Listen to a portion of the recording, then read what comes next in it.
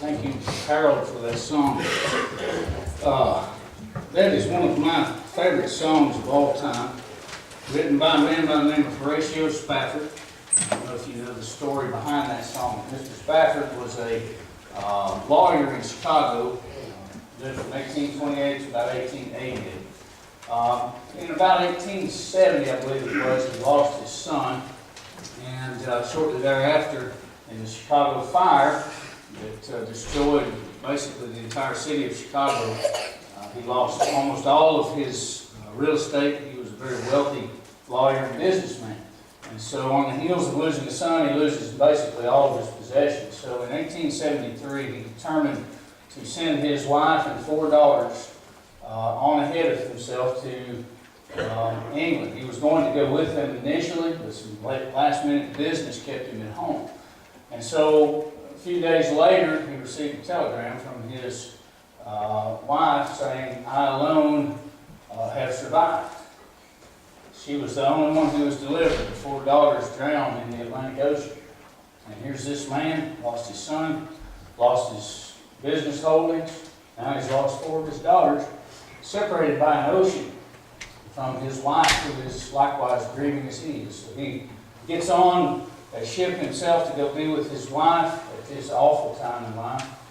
And as he passes over the place where it was believed that his daughters had drowned from the collisions with their ship, he penned the words to that song. I find it difficult to sing those words in earnest, though. How about you? Anybody ever face anything remotely close to that? When I hear those words and I remember the story behind it, I think, wow, what a thought process. I would be a heap of bush. Totally useless. I wouldn't be able to function whatsoever. But that's an amazing story. Life, we know, is filled with trials. All of us have faced them. And basically, I've heard it said before, and about churches too, there are 3 different kinds of churches. Those that are having problems, those that are just getting over problems, and those that are getting ready to have problems. It might be a little bit of a cynical view of things, but we know what it is. We as people have our weaknesses, we have our struggles, we have problems that come up. Sometimes we become the problem. And we've got to remember that. And how do we get through life's trials? Hopefully, none of us will ever live through a tragedy like that. Some of you may have lived through tragedies of your own. I know folks who have lost children very young, and it's awful. It's one of my greatest fears. Every time that she and those kids take off somewhere, I think, in an instant, my whole world could change. Okay? Were it not for modern advances, I wouldn't be a husband or father too. I would be a widow instead, because as it turns out, in the normal way of things, Amanda George wasn't able to have babies.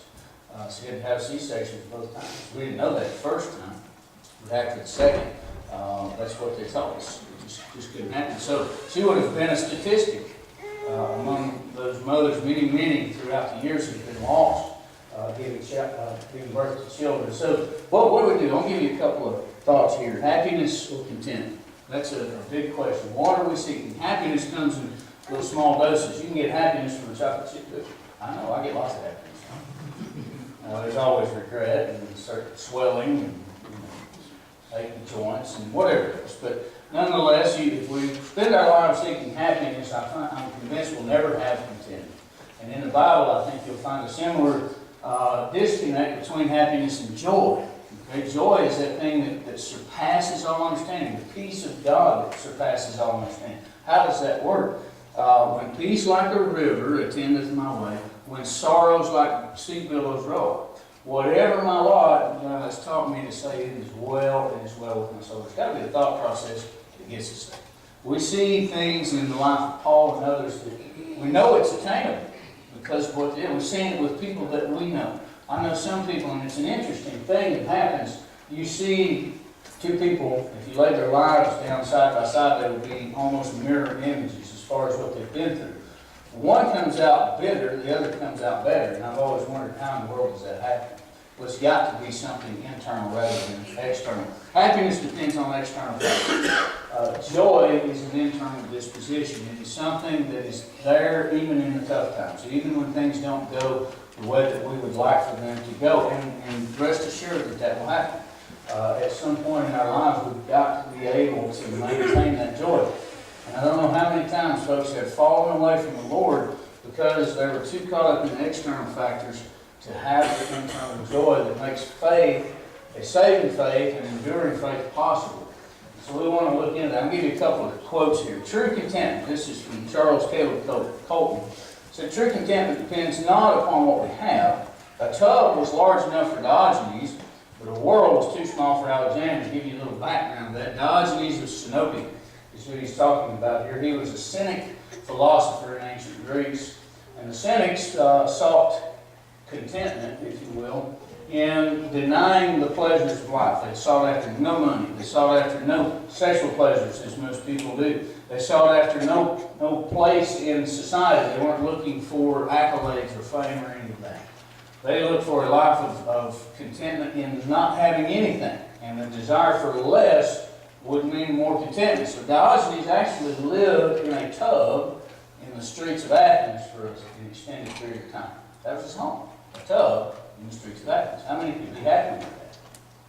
Didn't see any hands. No takers, huh? Now, Alexander the Great, or Alexander the Third of Macedon, as his proper name actually is, he conquered the world, the known world, about 10 years, with the exception of the Orient. He never got over there. I don't know if he just knew his limits or what, but he got very close. But when he came to the end of his run there in about 10 years' time, it is said that he sat down and cried because he realized there were no worlds left to conquer. And then he proceeded to drink himself to death, because the world was not enough for Alexander. Here's I think a good example of the two extremes. Now, let's don't be Diogenes either, because Colossians 2 deals with the idea of trying to use asceticism to reach true godliness. But here's another one for you, Gilbert Chesterton. True contentment is a thing as active as agriculture, he says. It is the power of getting out of any situation all that there is in it. That's difficult, isn't it? It is arduous and it is rare. I heard it said before, when you fall down, every time you fall down, pick something up. That's a good point for us as Christians, because we're going to fall, we're going to fail, we're going to falter, we're going to wind up sinning against our God, we're going to wind up sinning against people. We don't want to, but at times it's going to happen. We've got to be able to mind that when we're down, we're going to pick something up with us. So perspective is the key. I'm convinced. James, listen to what he says there. Count it all joy, my brethren, when you fall into various trials or you meet various trials. Let's look into this a little bit. How do you find joy in life's trials? How do you become a Horatio Spafford who writes a song like the one that we just sang when you've lost your family? I mean, I just can't. You couldn't read it through the teardrops. I don't know that I could have actually penned the words, but here you have an answer in the book of James. James understood this. Who understands suffering better than the Lord? Right? We just had some very compelling words read to us as we took the Lord's Supper. Now, what does it mean to meet trials? It literally means to fall into something as if falling into a pit. And when you fall into that something, you're actually encompassed in it. It surrounds you. It's unexpected. It's not something that you see. You know, sometimes we can see a trial coming, can't we? We can see a swell, if you will. Things build up in a certain direction, and we know there's a day coming that I'm going to have to face this down. This is talking about something like what happened to the poor guy in Luke 10 with the parable of the Good Samaritan. He was on his way down the road that goes from Jerusalem to Jericho, right? And he fell among thieves. Well, he wasn't expecting that. He was probably been on that road. But here he is, he's going about his business, doing what he does, and he falls into this trial. So how are we supposed to take something like falling in with thieves and make it into something positive? And I think this is the answer right here. Because the trouble in our lives has the ability, if we perceive it properly, it can refine our faith and make it pure. Okay? James says as much right here. He says, "For you know that the testing of your faith produces steadfastness." That's what we need. We need steadfastness, the ability to stand up against the storms. Okay? That's difficult. And let steadfastness have its full effect, that you may be perfect and complete, lacking in nothing. Now, we're talking about spiritual maturity. Now, let's take Peter's example in 1 Peter 1, verse 6. He's talking in this context about our living hope that we have through the resurrection of Jesus Christ. And that's it, folks. Read it on the wall. Let us run with endurance, right? The race that is set before us, looking unto Jesus. That's the way to do it. You've got to keep your eyes fixed on Him and understand that suffering is a part of the deal. But there is a living hope because He was raised from the dead. And maintaining that eternal perspective is very difficult, isn't it? Because I live here and now. I live on this earth. I live in this world with these problems. And I've got to, on my way to that eternal home, I've got to deal with these problems that are coming up in this world and in this life. So let's listen to Peter on this. In this you rejoice, talking about the living hope, though now for a little while, if necessary, you have been grieved by various trials, so that the tested genuineness of your faith, more precious than gold that perishes, though it is tested by fire, may be found to result in praise, glory, and honor at the revelation of Jesus Christ. Jody Apple talks about trials as a series of sieves in life. You go through one and you are of a certain purity. You come through the other side of that, and if everything goes well, and if you have your mindset right, you come out the other side of that trial better and pure. With the gold here, now we use a chemical process to separate gold from all of the impurities that are found in it. It comes out of the earth, and it's got other minerals in it. Well, we want the pure gold, right? So the way they used to do it, in some places, I'm sure they still do, they would heat it to an intense heat and it melts down. And that allows the junk to float up to the top. And then they would come along and they would skim that junk off the top of it and you have a pure gold. Now, do you suppose that was easy on the gold? I mean, just picture if it could feel what was going on, how difficult that would be. But you see, turning up the heat is actually a helpful thing in this process. So when we come into these situations, what's going on, what God wants to do is do something good with that. Remember Joseph's response to his brothers whenever they realized their father was gone? And they're like, uh-oh, Joseph's liable to turn on us now and kill us because of what we did to him. And he says to them, he says, you meant to cause me harm, but God meant it for good. That's an example of someone counting it all joy when you fall into various trials. No doubt Joseph was in a major trial. Now, the process, while painful, it is able to produce the strength that is needed in us to stand up. If anybody likes to exercise, you understand what I'm saying. If you want to get stronger, you've got to break the muscle down first. It's the first thing that has to happen. There has to be an overload in order for it to get stronger. If you keep doing the same thing over and over and over and over, and you never stretch your boundaries, and you never go beyond and exceed your limits at all, then you never get new strength to be able to do more when it's all said and done. And so this is actually a good thing. I found this quote too in studying up on these things. I don't know who came up with it, it's unknown, but life is 10% of what happens to you and 90% of how you react. I think that's a pretty accurate assessment of things. Amanda Joy and I know a couple of ladies that we've known for quite some time have, as I said, almost mirror images in their lives, the issues and struggles, similar circumstances from seems like all the way through life. One has joy, the other does not. And I've just always wondered, we're made of the same basic stuff. When you get down to the level of what we're built from, so why is that? The answer lies right here. So we want to get our minds focused on the right things. Now, separating joy from the external factors. Paul was masterful at this. And I love reading from Paul about enduring and rejoicing and things of that nature, especially in the prison epistles. And it's built right into the title of that. He's sitting in a Roman prison. So it's not like the man who's living at ease up on the hill and he's got, everything in order and it's all easy for him. And he's talking to you about, bearing up under trial. Paul here is in a situation where he definitely needs some help with all these things. Notice Philippians 4:11. He says, not that I'm speaking of being in need, for I have learned in whatever situation I am to be content. I know how to be brought low and I know how to abound. In any and every circumstance I have learned the secret of facing plenty and hunger, abundance and need. I can do all things through Him who strengthens me. I think sometimes when we pray for patience, pray for strength, what we're actually praying for is an infusion of patience. You think? Or an infusion of strength. When in actuality, when you pray for patience, do you realize that you're actually praying for problems? Because the only way to grow in patience is to face new problems and learn. You'll notice that Paul said he had learned in whatever situation he was in to be content. He wasn't born that way. And I'll tell you, if you look at Casper, Casper's a good boy, but he's a little boy. He's 3 years old, and at times he does 3-year-old stuff, especially at times when he doesn't get his way. It's interesting how that works. In certain situations, he's the happiest kid on earth. But I'll tell you, it takes less than a second for all of that to go out the window. And you will see some kicking and screaming. Might even see some fighting and stuff like that. He knows better than to do that. But you see, I used to do that too. And now I don't kick and scream and fight. I mean, I might if someone's trying to really get me.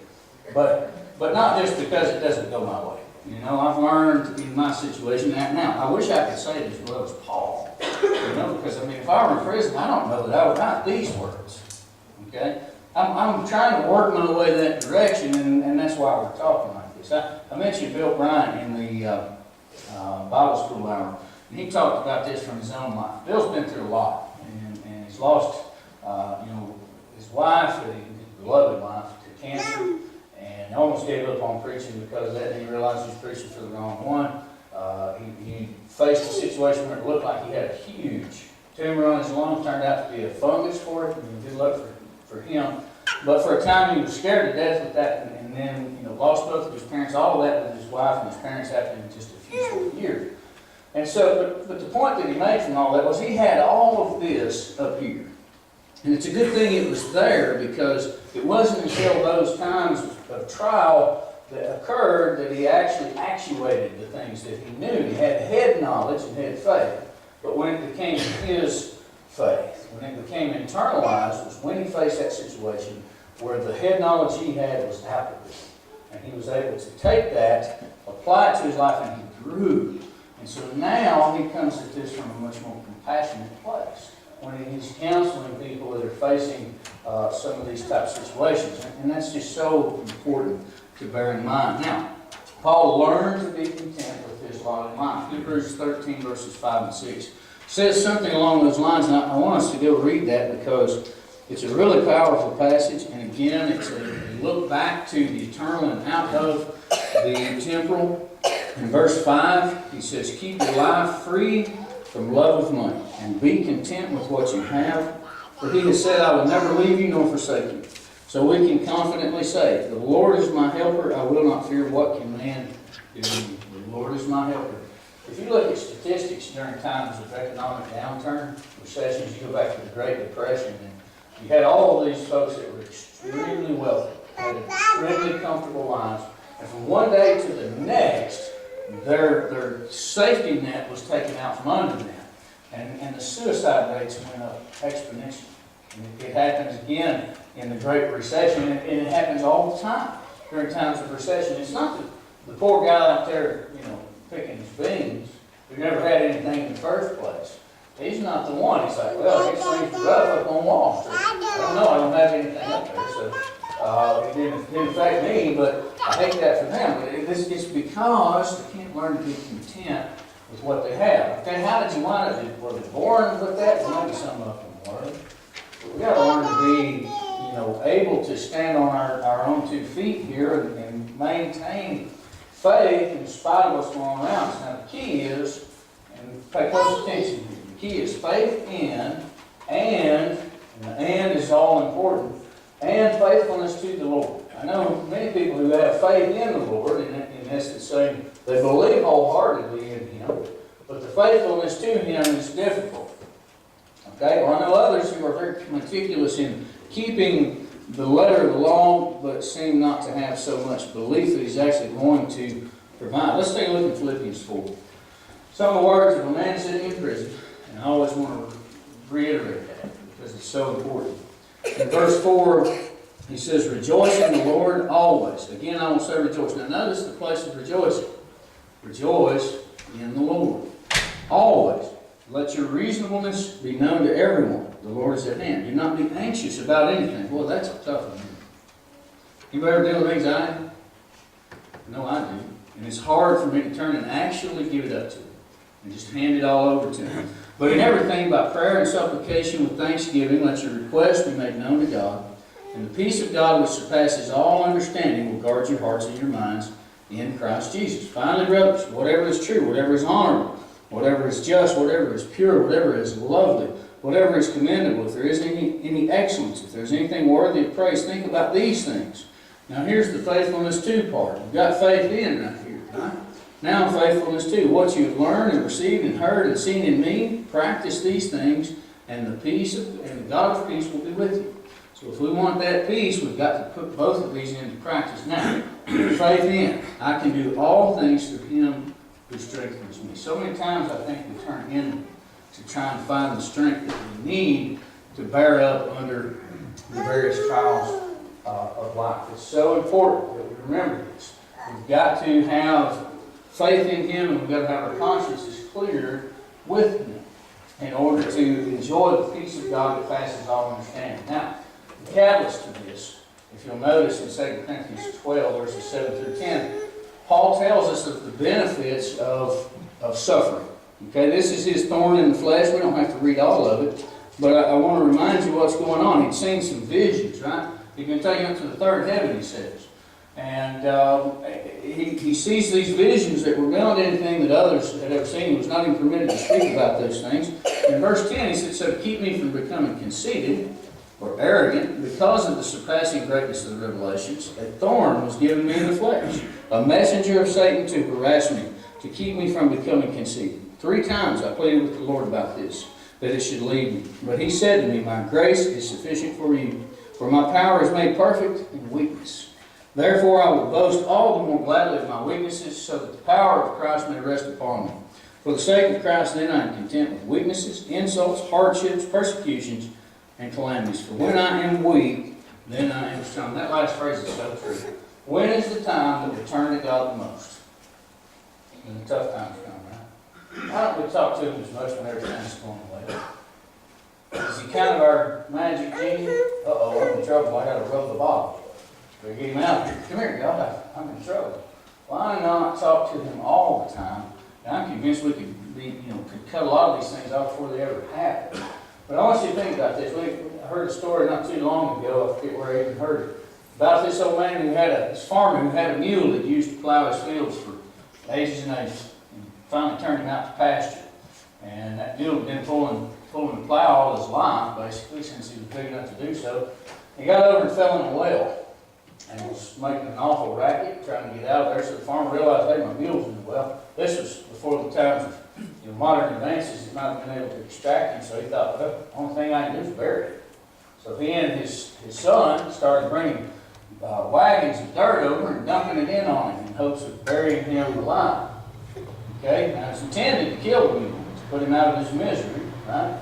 But what happened was the mule was so stubborn and he was so strong-willed, he just kept kicking and stomping, and every time they threw the dirt in, he'd find his way up on top of it. Before you know it, they had filled the well, and he stepped out on the dry ground and went on about his business. Now, what's the point? The thing that was intended to bury him was the very thing that wound up saving him in the end. And that's what can happen for us, if we will with the right attitude. So, let's think on that. How do we get there? I mean, we've talked about this, that's one thing. But how do we get to it? Well, James goes on in this discussion about wisdom and how you get wisdom, asking God, who gives generously to all without reproach. It's really, truly, mostly considering a wisdom to help you through those trials, through the times when things are tough. But we've got to understand something when we go. God doesn't deny anyone who seeks His wisdom true. Okay? Now, it's not an infusion. It's something that we're going to learn a piece at a time, just like everything else in life. But you remember Solomon in 1 Kings 3? God said, ask me whatever you want. And he goes through this thing, he's like, you know what? You got me over all these people, I don't have a clue. To paraphrase that. I don't have a clue how to do it. So just give me a wise and discerning heart, so that I can know how to lead your people. And so God heaped on him wisdom beyond measure and all the other things as well. And in Proverbs chapter 2, verses 6 through 9, we see God holds the keys to wisdom. So we need to understand He'll give us the wisdom in the midst of those trials. But we've got to understand that He truly will supply that wisdom. The way this is described, we never ask God for things and just really don't expect Him to help us. Lord, help me such and so. He's not really going to do that. I've been guilty of that, folks, where I've prayed because it was my obligation to pray, and totally forgot that it was my blessing to pray, and that God would actually help me in that time. And so we've got to be careful. I was double-minded at that very moment. It took a while for this to sink in for me. So we've got to guard against that. Truly believe in Him. Now, part of this process, this trust in Him, includes bearing up under the discipline. If I ask Him for His wisdom, you know what's going to happen. As I study through His Word, He's going to illuminate my mind in that book right there. As I come across it and I'm honest with myself, I'm going to be convicted in my heart. It's happened to me. I've been studying along. I didn't recognize that was a problem, but that totally describes me. Now, what will I do? Do I actually trust in Him enough to endure that discipline? Does anybody else experience that? Studying your Bible and you just get backhanded about my job? Happens to me. It's happened to me so many times I couldn't count. So this is a disposition. This disposition we're looking for. We've got to have the wisdom that comes from God, because it's not born into us. Paul learned it. Right? He said he had learned in whatever situation he was in to be content. We too can learn the same things. And the good news is God can take us from wherever we are and bring us along to this same kind of mindset. So His wisdom promotes this eternal perspective. Colossians 3 verses 1 says, "So then, if you've been raised up with Christ, do what? Set your mind on things above, not on things of this earth." And he goes through it and describes that a little bit. Well, again, that's easier said than done, because I live here, not there. So to triumph, we've got to be of a mind to remember our true home. What did Paul say in Philippians 3:21? It says our citizenship is in heaven. And that's hard for me to think about. Sometimes my American heritage gets in the way of my Christian heritage. I let that happen to myself. I try to do battle with that, but sometimes it just doesn't work out. All of those heroes of faith in Hebrews 11:13, they were looking for a home. One not made with hands. Okay? 1 Peter 2:11, remembering yourself as sojourners and pilgrims on this earth. We're to conduct ourselves in a certain way, because we know this is not our home. It's just a temporary stop along the way. Now, if we endure those trials faithfully, there's a promise. Okay? It's not just remember where He says it's your business. Remember what's awaiting at the end. The crown of life, as it's described. It's interesting that Paul in 2 Timothy 4, verses 6 through 8, talks about this in his own life. Now, he was already being poured out as a drink offering, so they're about to kill him. He was about to go to his death because of his faith and just preaching the faith of Christ. And yet he was able to say, "I fought the good fight, or I fought the fight, I finished the course, I have kept the faith." And he says, "Henceforth there's laid up for me a crown of life." And not only for me, but for all who love His appearing and His kingdom. So if we fix our eyes on Him, bring you back to what's up on the wall right there. Hebrews chapter 12, verses 1 and 2. When the difficult times come, if we recognize the folks that have gone before us, when I look back at Hebrews 11, I've never endured anything remotely comes close to that. I just have. Hebrews 12:1. Therefore, since we are surrounded by so great a cloud of witnesses, let us also lay aside every weight and sin which clings so closely, and let us run with endurance the race that is set before us, looking to Jesus, the founder and perfecter of our faith, who for the joy that was set before Him endured the cross, despising the shame, and is seated at the right hand of the throne of God. He was doing so for the joy that was set before Him. If, when life puts us to the test, we will think about the joy that is set before us, and think about the suffering of Christ and the things that He did for us, then we can bear up under those burdens, and no matter what life throws our way, things are going to happen that are going to make it difficult for us. Life, what do they say about life's best laid plans? Right? We all know we plan anything we want, and things will change those plans. So, as we proceed here and now for all the days of our life, let's remember these things. Remember that trials are coming, that folks have endured them before us. And remember His words in 1 Corinthians 10:13. There is no temptation, trial, that's going to overcome us that is not common to man. He will provide the way of escape if we wait. If you're not a child of God, these promises will not be yours. Why not become a child of God? Be in order to make that transition in life would be a new person, new in being washed in the blood of Jesus Christ and a child of God rather than a child of the world. If you've done that, the trials that led you astray, or whatever has led you astray, if you've let go of your faith, if you have let go of the faithfulness to Him, come back. Bring it back to Him. He'll accept you right now. And we'll be glad to help you as bad as together to stand and to sing.